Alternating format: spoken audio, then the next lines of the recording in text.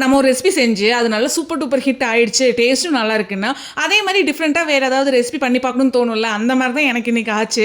நேத்து வந்து காளான் தோசை ரெடி பண்ணியிருந்தேன்ல. ஸோ இன்னைக்கு வந்து சண்டே நம்ம வீட்ல வந்து மீன் எடுத்திருந்தோமா, மீன் குழம்பு வந்து நைட்டுக்கும் சேர்த்தே தான் ரெடி பண்ணியிருந்தேன். கூடவே ஃபிஷ் ஃப்ரையும் ரெடி பண்ணியிருந்தேன். சரி இத வச்சு ஏதாவது ஒரு கறி தோசை மாரி ரெடி பண்ணலாம்னு சொல்லிட்டு, இன்னைக்கு டின்னருக்கு வந்து மீன் கறி தோசை தான் வந்து ரெடி பண்ணியிருந்தேன். நம்ம நெறைய இன்கிரியன்ட்ஸ் எல்லாம் போட்டு மெனக்கட்டு ஒரு ரெசிபி 1 மணி நேரம், 2 மணி நேரம்னு சொல்லி செய்வோம். அது வந்து அந்த அளவுக்கு டேஸ்ட்டாவே இருக்காது.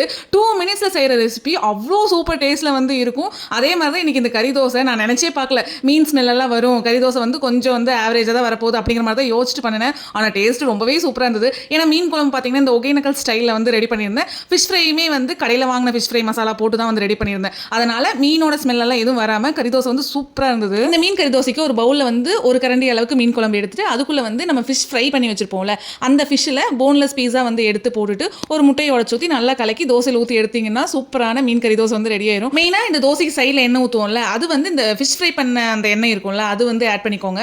நல்ல ஃப்ளேவர்ஃபுல்லாக சூப்பராக வந்து இருக்கும். அதுதான் மஸ்ட். ஸோ அது வந்து ஆட் பண்ணிக்கோங்க. இந்த மாதிரி தோசை ஒன்று சாப்பிட்டாலே போதும், வயிறு ரொம்பவே ஃபில்லிங்காக இருக்கும். இன்னைக்கு நான் வந்து ஒரே ஒரு தோசை தான் சுட்டேன். அது சாப்பிட்டதுக்கே ரொம்ப வயிறு ஃபில்லிங்காக இருந்தது. கண்டிப்பாக இந்த மீன் கறி தோசை ரெசிபியை நீங்களும் உங்கள் வீட்டில் ட்ரை பண்ணி பார்த்துட்டு எப்படி இருக்குன்னு சொல்லிட்டு மறக்காம கமெண்ட் செக்ஷனில் கமெண்ட் பண்ணுங்க.